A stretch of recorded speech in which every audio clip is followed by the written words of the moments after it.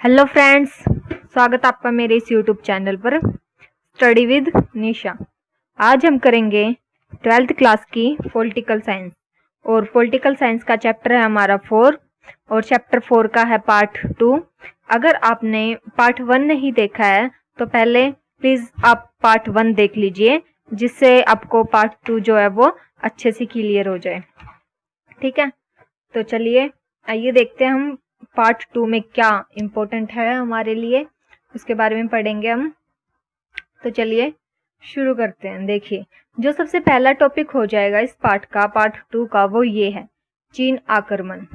ठीक है, इसके बारे में पढ़ेंगे। देखिए, विवाद के मुद्दे, मतलब कि जो चीन आक्रमण हुआ था, विवाद के मुद्दे थे वो कौन कौन से थे, क्या थे, उसके बारे में पढ़ेंगे। तो देखिए, जो सबसे पहला पॉइंट हो जाएगा वो ये है कि जम्मू कश्मीर में लद्दाख एक जगह है। ठीक है, जम्मू कश्मीर में लद्दाख एक जगह है। लद्दाख वाले इलाके पर चीन का, अक्साई चीन का, इसे अक्साई चीन भी कहा जाता है। देखिए, पहले आप सुनिए पहले ये पूरा। लद्दाख वाले इलाके पर चीन का, अक्साई चीन का दावा है कि वो जगह चीन की है। अब आप एक बार ये मैप देखिए, जिससे आपको थोड़ा अच्छे से समझ में आ जाए। देखिए मैप, आप देख रहे हैं इस मैप में जो ये रेड वाला वो है ना, इस पे ये अक्साई चीन लिखा हुआ है। तो पहले जो ये जगह थी ना, ये जम्मू कश्मीर की थी, लेकिन इन्होंने जब युद्ध हुआ तो ये जो जगह है ना, ये इन्होंने इस पे कब्जा कर लिया कि ये हमारी है। तो ये जितना भी आपको ये रेड पोर्शन दिख रहा है ना, ये चीन का हो गया। ठीक है, और ये इसके इस साइड आ रहे, ये वाइट वाइट सा थोड़ा, ये हमारा जम्मू कश्मीर है, जो कि जम्मू कश्मीर लिखा हुआ है। और उससे थोड़ा ऊपर की तरफ चलते हैं, दिख रहा है आपको ग्रीन कलर का है, इस पे लिखा हुआ है पाक अधिकृत कश्मीर। ठीक है, जब पाकिस्तान के साथ युद्ध हुआ था तो मतलब कि ये पूरा का पूरा, ये ग्रीन वाला भी और ये रेड वाला भी, ये सब जम्मू कश्मीर में ही था। लेकिन जब विवाद हुए, वो लड़ाई हुई, तो जो ये जगह, ये रेड वाली जो अक्साई चीन हो गई, चीन वालों ने इस पे कब्जा कर लिया, तो इसे अक्साई चीन कहा गया। ठीक है, और जो ये ग्रीन वाला है, इसमें भी सेम ऐसा ही है। पाकिस्तान से युद्ध के दौरान जो ये हिस्सा भी वहीं पे चला गया, पाकिस्तान का हो गया, और इसे पाक अधिकृत कश्मीर, इसे POK भी कहा जाता है। हम आगे पढ़ेंगे इसके बारे में, POK। तो आप ये यहाँ से याद रखिएगा कि इस वाले हिस्से को POK भी कहा जाता है, मतलब पाक अधिकृत कश्मीर। समझ में आ गया आपको? ये वैसे पूरा पूरा जम्मू कश्मीर का ही हिस्सा था, सारा का सारा। ठीक है, तो चलिए आगे चलते हैं। देखिए, फर्स्ट पॉइंट तो हमारे ये हो गया, हमने मैप देखकर भी हमने कर लिया। आई होप आपको समझ भी आ गया होगा अच्छे से। सेकंड देखिए, अरुणाचल प्रदेश, इसे पहले उस समय पर नेफा भी कहा जाता था। ठीक है, अरुणाचल प्रदेश पर चीन का दावा था कि, मतलब कि वो जो अरुणाचल प्रदेश है ना, उस पर भी चीन का यही दावा था कि वो जगह जो है हमारी हो जाए।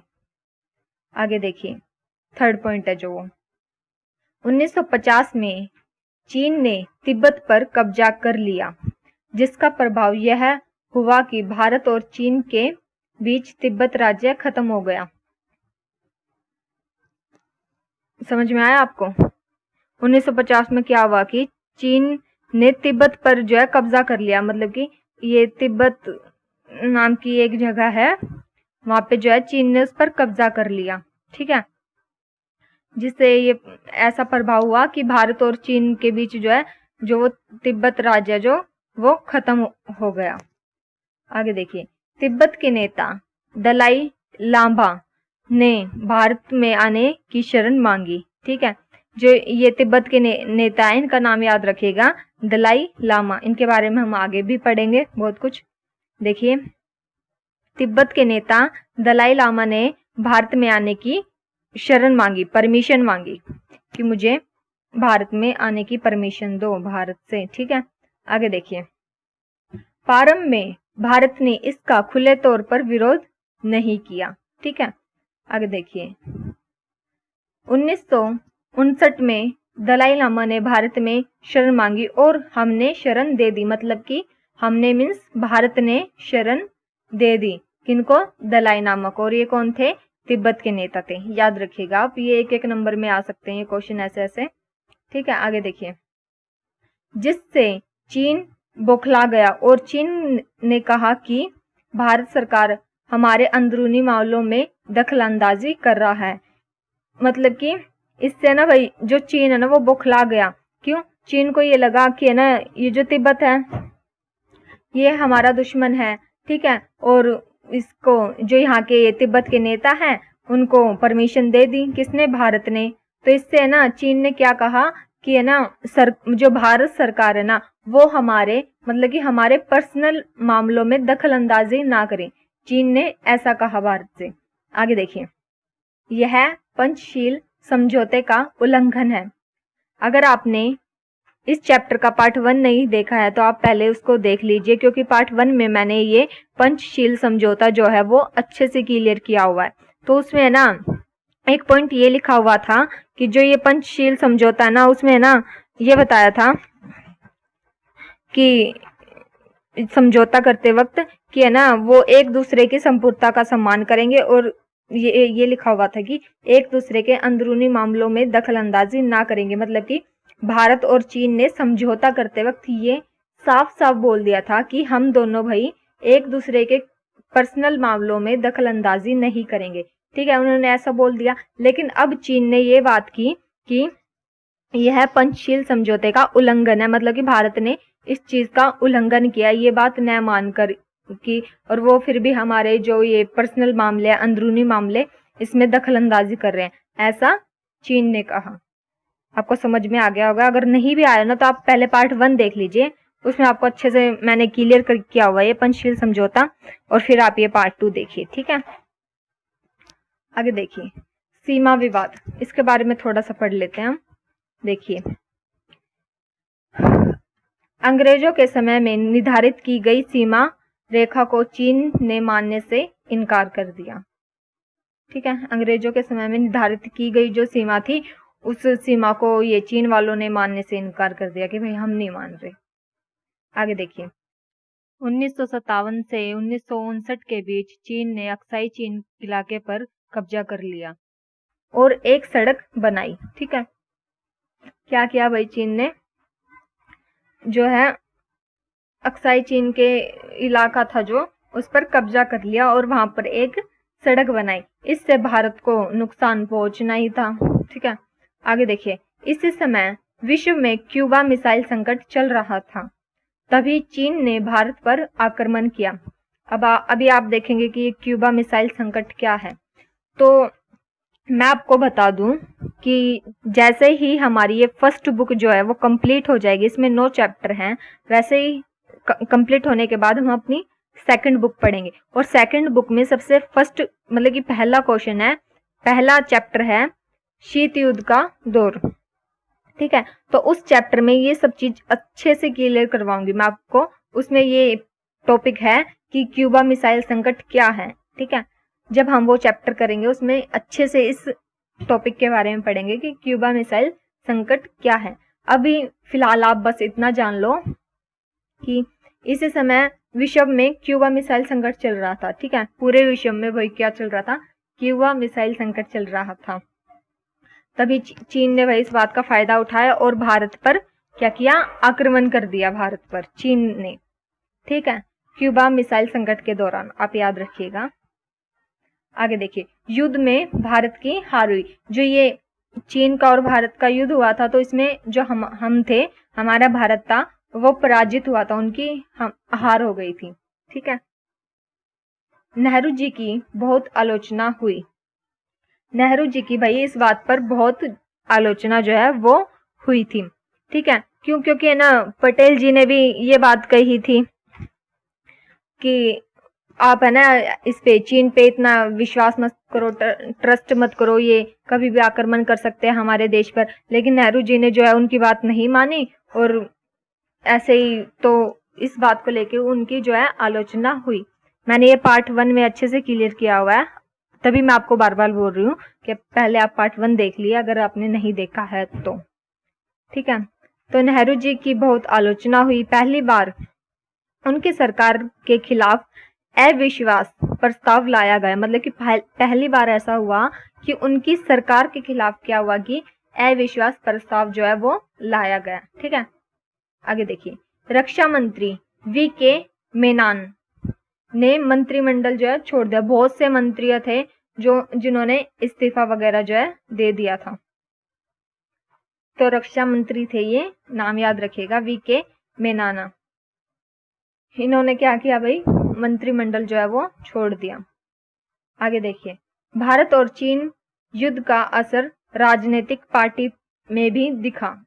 जो भारत और चीन का युद्ध हुआ था उसका असर किस पे दिखा, राजनीतिक पार्टी पर। अब क्या, अब हम वो देखेंगे। एक पार्टी थी भारतीय कम्युनिस्ट पार्टी, इसके बारे में देखेंगे हम क्या हुआ। यहाँ पे देखिए, भारतीय कम्युनिस्ट पार्टी 1964 में जो है टूट गई। ठीक है, मैंने ये टॉपिक आपको पहले भी करवाया हुआ है। अगर आपने पहले वाले चैप्टर्स नहीं देखे हैं, ये हमारा 4th चैप्टर चल रहा है, आपने 1 से लेके 3 तक नहीं देखे, अगर आप पहले वो देख लीजिए, मैंने ये करवाया हुआ है। ठीक है, 3rd चैप्टर के पार्ट 3rd में ये टॉपिक याद है मेरे को। तो देखिए यहाँ पे, भारतीय कम्युनिस्ट पार्टी 1964 में जो है वही टूट गई। ठीक है, और ये 2 भागों में बट गई। ठीक है, देखिए जो पहली पार्टी बनी वो क्या थी, भारतीय कम्युनिस्ट पार्टी। ये मैंने शॉर्ट फॉर्म में लिखा हुआ है, आप समझ लीजिएगा। भा का मतलब भारत कम्युनिस्ट पार्टी। ठीक है, CPI। ठीक है, और ये किसके पक्ष में थी, इनके पक्ष में कौन था, सोवियत संघ का पक्ष। ठीक है, समझ रहे हो ना, सोवियत संघ का पक्ष। और जो दूसरी पार्टी जो है वो बनी वो कौन सी थी, भारतीय कम्युनिस्ट पार्टी मार्क्सवादी। देखिए मैंने ब्रैकेट में ये M लिखा हुआ है, CPI। और इसका पक्ष में कौन थे, चीन का पक्ष। ठीक है, मतलब कि चीन के कुछ लोग थे जो इसका पक्ष ले रहे थे। ठीक है, मतलब कि देखिए भारत और चीन की लड़ाई भी हुई, फिर भी कुछ लोग जो है वो ऐसे थे कि चीन के साइड थे। ठीक है, तो आप याद रखिएगा इसको, जो मैंने ब्रैकेट में M लिखा हुआ है ये मार्क्सवादी है। ठीक है, 2 पार्टियां बनी, कौन सी, जो पहले थी वो CPI थी और इसके सोवियत संघ था वो इसके पक्ष में था, और जो दूसरी थी वो CPI M डॉट ब्रैकेट में M, तो चीन जो है वो इसके पक्ष में था। ठीक है, आगे देखिए, CPI ब्रैकेट में M, तो मतलब हम मार्क्सवादी वाली बात कर रहे हैं, उसके बारे में बात कर रहे हैं।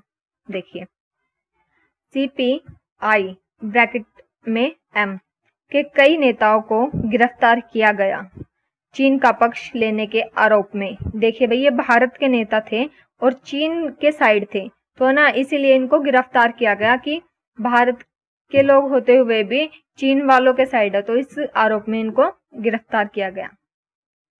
ये टॉपिक जो है हमारा यहीं पे खत्म होता है। ठीक है, चीन वाला आक्रमण वाला जो यहीं पे खत्म होता है। नेक्स्ट टॉपिक जो हो जाएगा वो हमारे ये है, इसके बारे में हम पढ़ेंगे। देखिए जो नेक्स्ट टॉपिक है हमारा वो ये है, पाकिस्तान के साथ युद्ध और शांति। इस चीज के बारे में देखेंगे हम, पाकिस्तान के साथ युद्ध और शांति। तो देखिए, पाकिस्तान से भारत के 4 युद्ध हुए। जी हाँ, आप देखिए अब कौन कौन से, जो ये डेट वगैरह ये याद रखनी है आपको। ठीक है, तो देखिए जो सबसे पहला युद्ध हुआ, फर्स्ट युद्ध हुआ, ठीक है, वो कब हुआ था, 1947 से 1948 में। ठीक है, नेहरू जी थे उस समय पर। कश्मीर विवाद, इस मुद्दे पर ये जो है जो युद्ध है ये इस मुद्दे पर जो है वो हुआ था, इस विवाद पर कश्मीर विवाद। ठीक है, इस नाम से इनको जाना जाता है, इस पहले युद्ध को, फर्स्ट युद्ध को। जो सेकंड युद्ध है वो हुआ था 1965 में, और उस टाइम पे थे लाल बहादुर शास्त्री जी थे PM। ठीक है, जो थर्ड विवाद है वो हुआ था 1971 में, उस टाइम पे PM कौन थे, इंदिरा गांधी जी। ठीक है, और इस युद्ध को किस नाम से जाना जाता है, बांग्लादेश संकट, इस नाम से इस युद्ध को जाना जाता है। जो चौथा युद्ध है वो है, देखिए जो 4th युद्ध हुआ था, चौथा युद्ध, ये 1999 में हुआ था, और उस समय जो PM थे वो थे अटल बिहारी वाजपेयी। और इस युद्ध को किस नाम से जाना जाता है? कारगिल युद्ध। इतना आपको समझ में आया? फर्स्ट युद्ध हुआ था 1947 से 48 के बीच, सेकंड हुआ था 1965 में, थर्ड हुआ था 1971 में एंड फोर्थ हुआ था 1999 में, 1999 में। ठीक है, आगे देखते हैं। ये मैंने आपको वहां पे ये करवा तो दिया, लेकिन फिर भी मैं एक बार आपको और करवा रही हूँ। ये देखिए, देश की आजादी के बाद 1947 से 48 में पाकिस्तान से युद्ध हुआ। इस युद्ध में कश्मीर का कुछ हिस्सा पाकिस्तान के पास चला गया। देखिए, अभी मैंने आपको, हम जब ये जो पार्ट है ये शुरू ही कर रहे थे, तब मैंने आपको मैप दिखाया था, तो उसमें मैंने आपको बताया था ना कि जो वो ग्रीन वाला हिस्सा है पाकिस्तान वाला है, तो उसको POK कहा जाता है, तो ये वही है। तो देखिए, पहले आप सुनिए। देश की आजादी के बाद 1947-48 में पाकिस्तान से युद्ध हुआ। ठीक है, इस युद्ध में जो कश्मीर का हिस्सा है ना, मतलब कि जम्मू कश्मीर का, मैंने बताया था ना कि वो रेड वाला भी और वो ग्रीन वाला भी, वो पूरा का पूरा जम्मू कश्मीर ही है। तो वही देखिए, इस युद्ध में जम्मू कश्मीर का कुछ हिस्सा जो है वो पाकिस्तान के पास चला गया। ठीक है, जिसे POK कहा जाता है। ये वही चीज है। ठीक है, याद रखिएगा आप, POK कहा जाता है। अभी देखें, पहला तो हमने देख लिया यहाँ पे ऊपर 1947 से 48, और अभी देखिए दूसरा। जो दूसरा युद्ध है वो 1965 में हुआ था, मैंने बताया था। तीसरा युद्ध 1971 में एंड चौथा 1999 में। ठीक है, कारगिल युद्ध के नाम से इसको जाना जाता है। इसी समय ऑपरेशन विजय की जो है वो स्थापना हुई थी। आगे देखिए, अभी भाई हम समझौते के बारे में पढ़ेंगे। ठीक है, 2 समझौते हुए थे। अभी यहाँ से इम्पोर्टेंट है, ये पेपर में आ सकता है। ठीक है, आप बस इसको ध्यान से सुनिएगा कि भाई 2 समझौते हुए थे। देखिए, जो पहला था वो हुआ था ताशकंद समझौता। पहला समझौता क्या था? ताशकंद समझौता। इसके बारे में पढ़ेंगे। देखिए, ताशकंद उज्बेकिस्तान की राजधानी है। कहाँ की राजधानी है? उज्बेकिस्तान की जो है राजधानी है ताशकंद। ठीक है, और ये सोवियत संघ में पड़ती है। कहाँ पे? सोवियत संघ में पड़ती है। ठीक है, और ये समझौता सोवियत संघ ने ही करवाया था। जो ये समझौता किसने करवाया था? सोवियत संघ ने करवाया था। हमारे यहाँ से भारत की तरफ से कौन गए थे? लाल बहादुर शास्त्री जी गए थे बहादुर की तरफ से। ठीक है, भारत की तरफ से समझौता करने। और पाकिस्तान की तरफ से आए थे अयूब खान। याद रखिए, भारत की तरफ से, हमारी तरफ से कौन गए थे? लाल बहादुर शास्त्री जी। और पाकिस्तान की तरफ से कौन आए थे? अयूब खान। ठीक है, और कब हुआ था ये समझौता? 1966 में, 1966 में। ठीक है, इसमें हमने कई चीजें पढ़ी हैं। देखिए, जो पहला समझौता है वो ताशकंद समझौता है, और ताशकंद की वो उज्बेकिस्तान की राजधानी है ताशकंद। ठीक है, और ये जो है सोवियत संघ में पड़ती है। ठीक है, और जो ये समझौता है वो भी हमारा सोवियत संघ ने ही करवाया था। और लाल बहादुर शास्त्री जी गए थे, और पाकिस्तान की तरफ से कौन आए थे? अयूब खान। देखिए, और एक सबसे बड़ी बात यहाँ पे ये है कि जब लाल बहादुर शास्त्री जी इस समझौते में गए थे ना, तो उनकी मृत्यु हो गई थी वहीं पे। हाँ, मैंने इसमें लिखा नहीं हुआ है ये बात, लेकिन आप सुन तो रहे हैं ना, इम्पोर्टेंट है ये, सुनिए। इनकी जो ये समझौते में गए थे ना, तो इनकी मृत्यु हो गई थी, और इस मृत्यु का कारण आज तक पता नहीं चला कि किस वजह से हुई थी। ठीक है, सुनने में ये भी आ रहा है कि किसी ने इनको जहर वगैरह दे दिया गया था, मतलब कि कुछ भी बहुत सी बात है, लेकिन आज से इसका कारण पता नहीं चला कि क्यों हो गई थी। और इसी समझौते के दौरान हुई थी लाल बहादुर शास्त्री जी की मृत्यु, वो मर गए थे। याद रखिएगा, इंपॉर्टेंट है ये। आगे देखिए, जो दूसरा समझौता उसके बारे में पढ़ेंगे। दूसरे समझौते का क्या नाम है? शिमला समझौता। ये 1972 में हुआ था। इंदिरा गांधी, और 1971 में इंदिरा गांधी जी थी ना PM, आपको पता होगा, बांग्लादेश संकट जो है अभी हमने पढ़ा है पीछे। ठीक है, तो ठीक 1 साल बाद ही 1972 में इंदिरा गांधी और ये जुल्फिकर अली भुट्टो के बीच हुआ था। ये समझौता किन दो के बीच हुआ था? एक तो इंदिरा गांधी और दूसरा है जुल्फिकर अली भुट्टो के बीच हुआ था। कब हुआ था? 1972 में। देखिए पूरी डेट है इसकी, 3 जुलाई 1972 में हुआ था ये समझौता। सेकंड तो छोटा सा ही है, फर्स्ट भी इतना मुश्किल नहीं है, बहुत इजी है। आगे देखिए 1962 से 1971 तक, ठीक है, 1962 से 1971 तक 9 साल में भारत ने 3 युद्ध लड़े। ठीक है, 9 साल में भारत ने कितने? 3 युद्ध लड़े।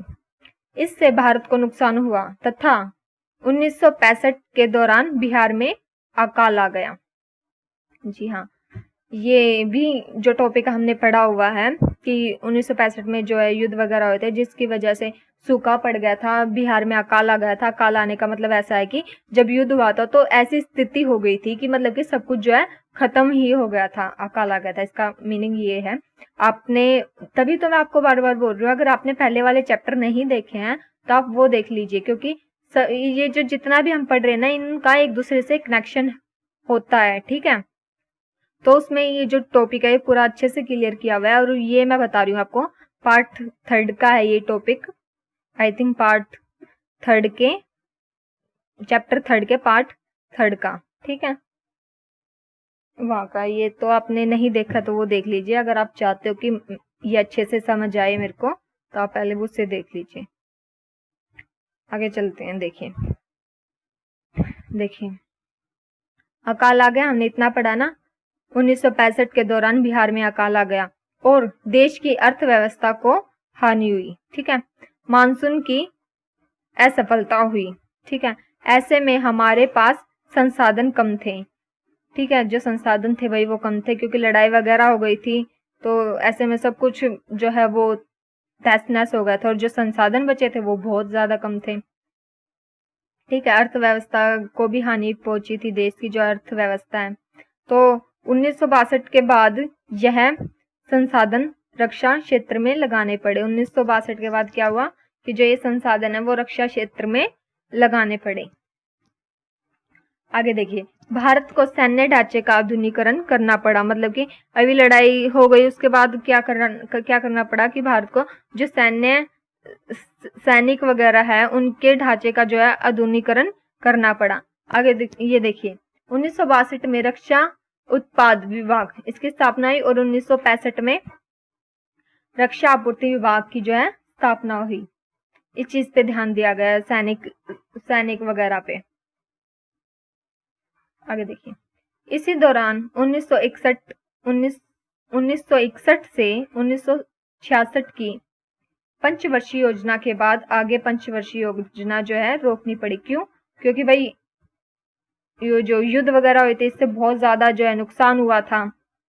ठीक है, संसाधन भी कम थे, अर्थव्यवस्था उसको भी हानि पहुंची थी, अकाल की जो स्थिति वगैरह आ गई थी। तो ठीक है, तो इस वजह से पंचवर्षीय योजना है। वैसे तो ये 5 साल की होती है, ठीक है, लेकिन उस समय पर पैसे वगैरह नहीं थे, तो जो ये रोकनी पड़ी। और फिर क्या कर दिया कि है ना, ये जो है ना, ऐसे में 3 योजनाएं बनाई।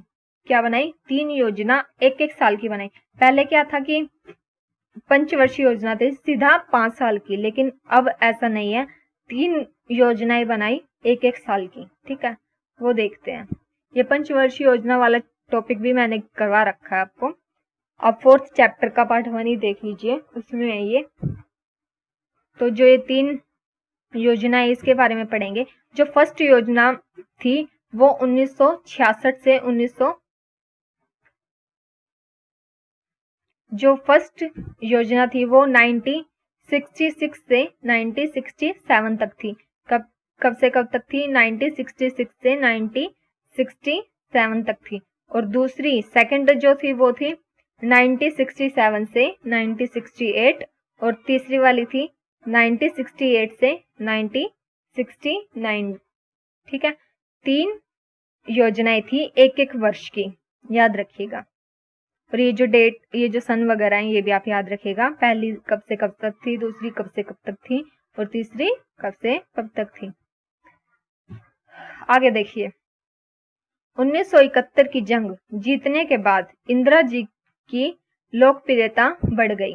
ठीक है, 1971 में ही बनी थी ना ये इंदिरा गांधी जी पीएम, तो जंग जीतने के बाद जो इनकी लोकप्रियता थी वो जो है बढ़ गई थी। 1962 में रक्षा उत्पाद विभाग तथा 1965 में आपूर्ति विभाग बना, ये हम पढ़ चुके हैं। तो देखिए ये टॉपिक भी हमारा जो है कंप्लीट होता है पूरा। अब नेक्स्ट टॉपिक बचता है ये।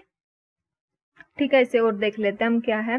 भारत की परमाणु नीति, इसके बारे में पढ़ेंगे हम कि भारत की परमाणु नीति इंपॉर्टेंट है, ये ध्यान रखिएगा आप। देखिए, भारत ने मई 1974 में परमाणु परीक्षण किया। ठीक है, भारत ने क्या किया, भारत ने मई 1974 में परमाणु परीक्षण किया। मतलब कि भारत ने ऐसा माना कि हमारे पास भी जो है हथियार वगैरह होने चाहिए। तो देखिए आगे हम देखते हैं, पढ़ते हैं। और भाई जो नेहरू जी थे ना, वो परमाणु हथियारों के जो है खिलाफ थे। मतलब कि नेहरू जी ऐसा चाहते थे कि नहीं, हम जो है ये हथियार वगैरह नहीं रखेंगे, हमें नहीं रखना, हमें किसी से लड़ाई वगैरह थोड़ी ना करनी है जो ये हम हथियार वगैरह रखेंगे। तो नेहरू जी इसके खिलाफ थे, लेकिन फिर भी हमने जो ये परमाणु बम रखे थे। फिर है ना ऐसा हुआ कि नेहरू जी ने बोला कि भारत, देखिए मैं सेकंड पॉइंट पढ़ रही हूँ, अभी मैंने थर्ड वाला पढ़ा था कि नेहरू जी जो है परमाणु हथियारों के खिलाफ थे, मैंने थर्ड पढ़ा, अभी मैं सेकंड पढ़ रही हूँ। देखिए, भारत शांतिपूर्ण उद्देश्यों में इस्तेमाल करने के लिए। ठीक है, मतलब कि नेहरू जी ने क्या किया, हाँ हम हथियार रख रहे हैं लेकिन इसलिए नहीं कि हम युद्ध करेंगे, हम इसलिए कर रहे हैं कि कल को कोई राज्य या फिर देश हमारे पे आक्रमण करता है तो हमारे पास भी हथियार होने चाहिए खुद को बचाने के लिए। तो नेहरू जी ने ये इतना बोला कि शांति पूर्व उद्देश्यों में इस्तेमाल के लिए हम जो ये परमाणु हथियार वगैरह जो ये रखेंगे, ऐसा बोलना। ठीक है, आपको समझ में आ गया होगा, नहीं आया तो आप वीडियो को एक दो बार सुनिए और समझ में आ जाएगा। आगे देखिए, उस समय पर भाई क्या था, रूस, चीन, अमेरिका, ब्रिटेन, फ्रांस, ये 5 देश ऐसे हैं जिनके पास जो है हथियार थे, परमाणु हथियार वगैरह थे। ठीक है, इनके पास परमाणु संपन्न देश थे। मतलब कि ये बहुत 5 जो ये देश मैंने अभी पढ़े बहुत ताकतवर थे और इनके पास हथियार वगैरह सब कुछ थे। ठीक है, आगे देखिए, इन्होंने दुनिया के अन्य देशों पर 1968 की परमाणु अप्रसार संधि थोपना चाहा। मतलब कि इन्होंने क्या कहा कि दुनिया की अन्य देशों पर जो ये परमाणु अप्रसार संधि है ना, उसे थोपना चाहा कि कोई ना ये परमाणु हथियार वगैरह नहीं रखेगा। ऐसा कहना चाहा इन्होंने कि कोई ये परमाणु जो हथियार वगैरह नहीं रखेगा, जबकि जिनके पास खुद हैं हथियार वगैरह, इन्होंने ऐसा कहा।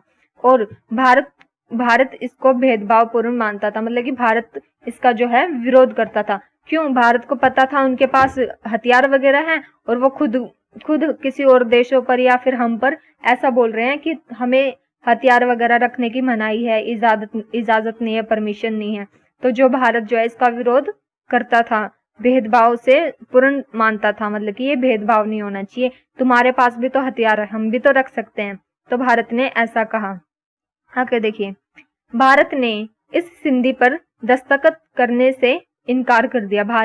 इन्होंने ये बोला कि ना इस पे वो करना है, सिग्नेचर करना है, हस्ताक्षर करने हैं। तो भारत ने मना कर दिया कि हम नहीं करने वाले हस्ताक्षर, और हम तो हथियार वगैरह जो वो रखेंगे। ठीक है, तो इनकार कर दिया भारत ने। आगे देखिए, 1973 में अब इजराइल युद्ध हुआ। ठीक है, कब हुआ? 1973 में हुआ इजराइल युद्ध।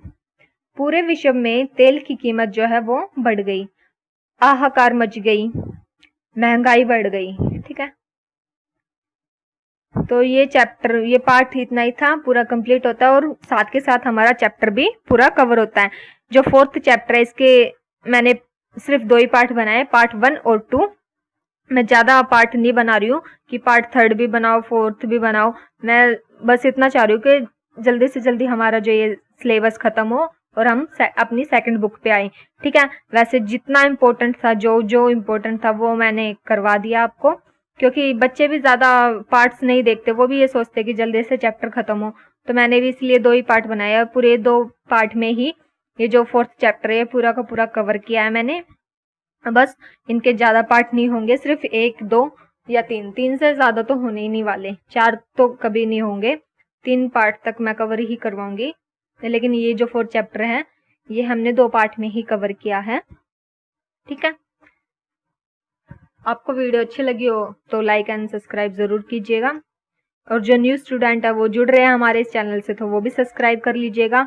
और देखिए, हमारे 1 से लेके जो 4 चैप्टर है वो पूरे कंप्लीट होते हैं। अब इसके आगे है जो हम 5th चैप्टर पढ़ेंगे ना भाई, वो बहुत ज़्यादा इम्पोर्टेंट है, क्योंकि आप ये सोचना कि पार्ट 1 से लेके 4th तक ना, आप ये समझ लो कि बस ये इंट्रोडक्शन ही था। ठीक है, बस हमने कुछ ही चीज ऐसी हमने बस समझ ली। अब इम्पोर्टेंट जो है वो आगे होने वाला है 5th चैप्टर से, उस पे पूरा पूरा ध्यान करना अच्छे से।